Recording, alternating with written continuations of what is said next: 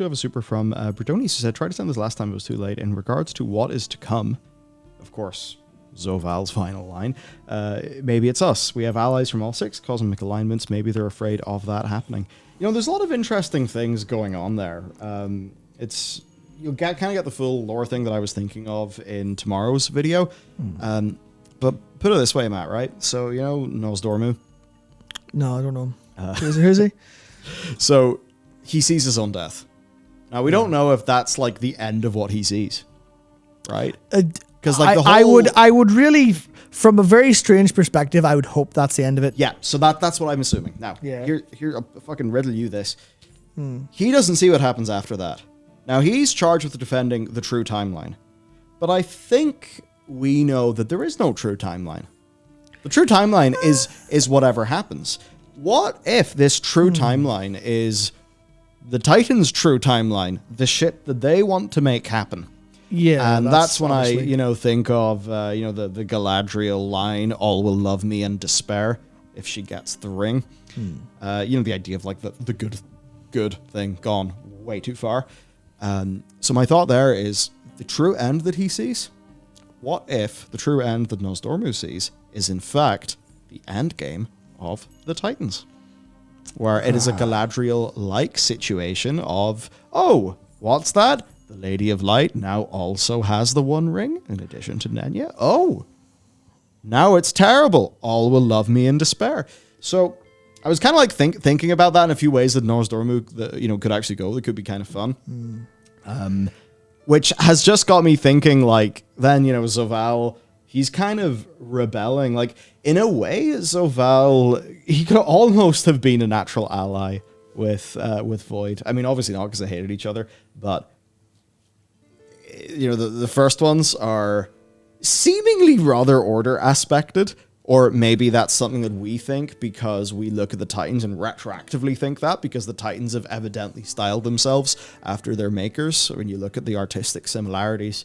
But I suppose it's the idea of like rebelling against the maker's creation, which is perhaps what Morozond represents to the Titans and the true timeline that, obviously Nos Dormu realizes, oh, so actually, this isn't the true timeline, and I die to make this horrible end be okay, or happen. Right, I'm now Morozond, fuck you.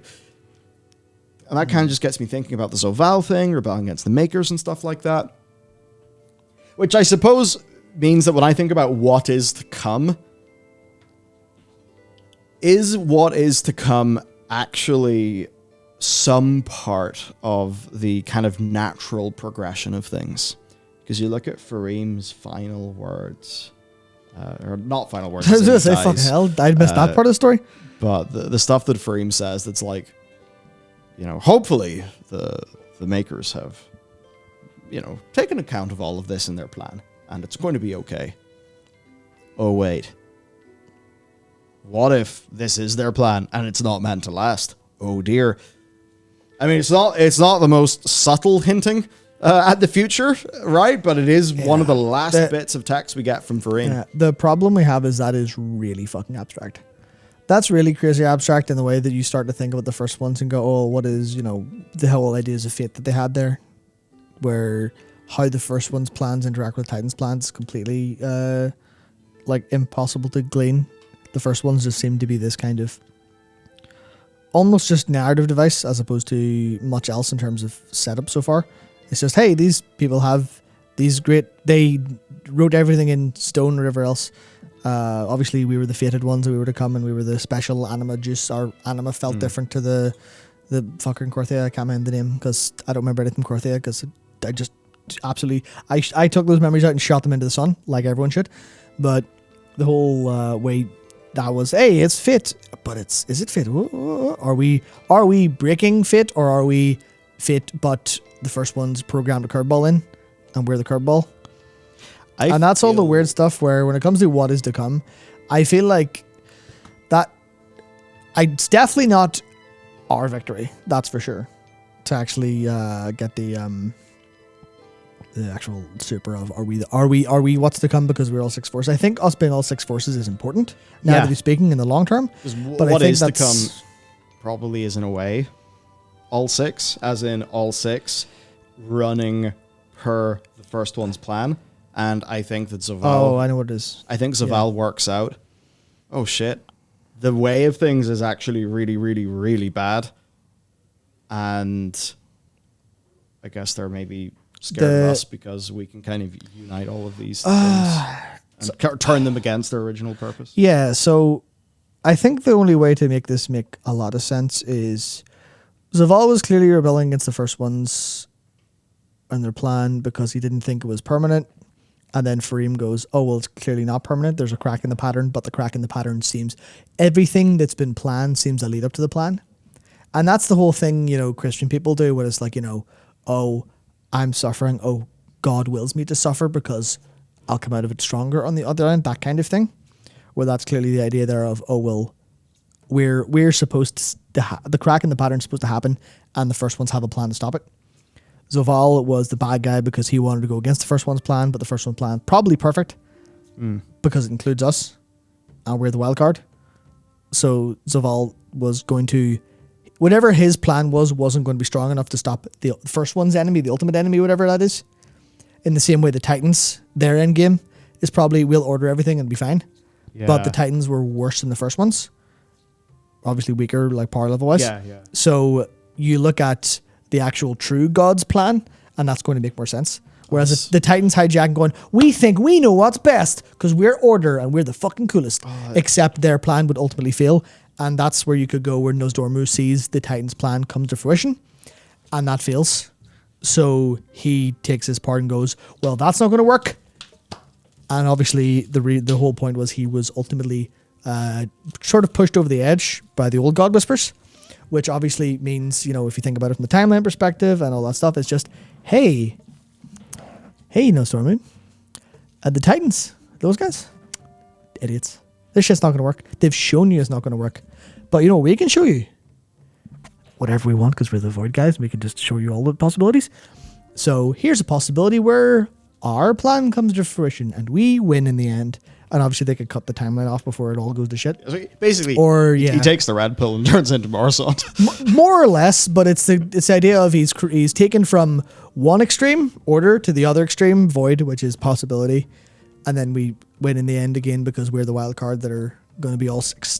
We are the Azeroth Power Rangers, and we're going to take all the forces of nature and make them together and win the day, because we're probably the first ones planned at the end, and then something will go weird because you can't just ever have, here's the first ones and they planned everything to work and everything worked to the end. Goodbye. See, yeah, that's where it's funny, because it reminds me of the whole thing with the Catan and the Necron tier and the War in Heaven in Warhammer or whatever. But it's that funny little thing where, like, in Warhammer they can't humongously escalate things. Like a Gollum in one of the Primarchs and that canon's like only just came back, and like they're slowly revealing more, but they know that whatever happens, like they still need to keep the 40k verse acting like the 40k verse. They can't just go and resolve it. And I guess that's where it gets interesting for Blizzard.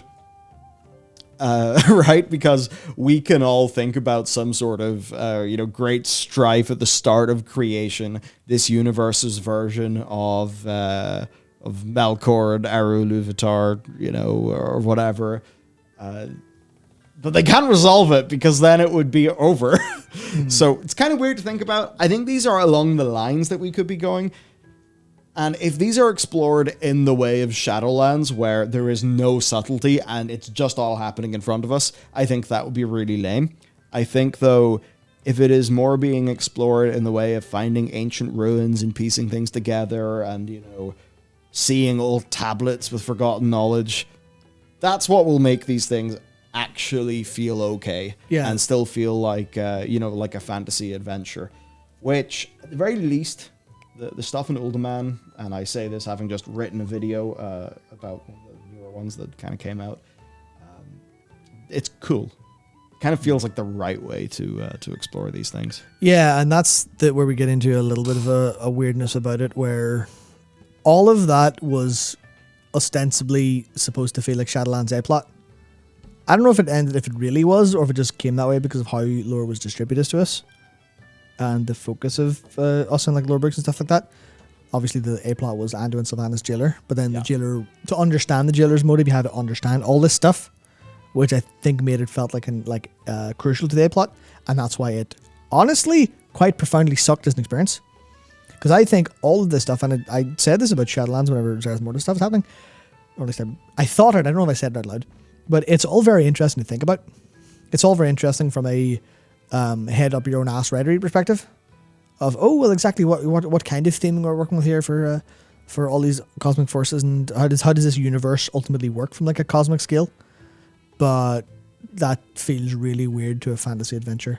That's supposed to be really cool backdrop for incredible scale in a fantasy adventure. It's supposed to be now you've walked into weird fantasy and now you're killing God.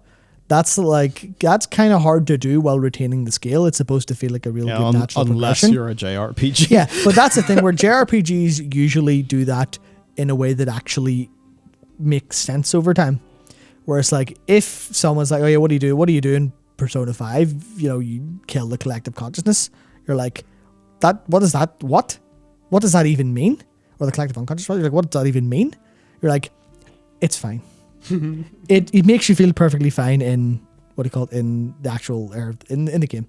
But then all the Shin Megami Tensei games, you're like, well, I mean, Devil Survivor, where you literally kill literal God, literally Yahweh. You're like, sweet.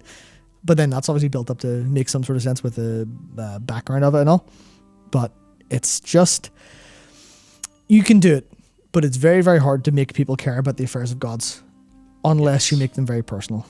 And that's where like God of War is like, oh, you're killing loads of gods. You're like, you make it Greek as fuck, where the gods are all kind of like flawed beings. Yeah, and that's the thing where they kind of didn't actually set that up in any capacity, where they're starting to, at least with the Ultimate stuff, they're starting to learn a little bit. Yes. At least I find where maybe because it's tied to core Azeroth stuff, and it feels like there's existing stuff to connect it to, as opposed to here's everything in the Shadowlands. You can't tie this back to anything because it's a completely different realm whatsoever, and there's like almost no confluence of characters or anything. Even all of our talk about the idea of us talking about Yogg-Saron and Galakron ahead of Shadowlands, and that was all fucking pointless. I like, sweet. I guess Shadowlands was almost a self-contained story that ultimately furthered some of our lore understanding of the cosmos, but not very much else. That's probably a good way to think of it, and hope that some of the personal stories they actually wrote into Shadowlands, even if they weren't well executed, do kind of come back with us.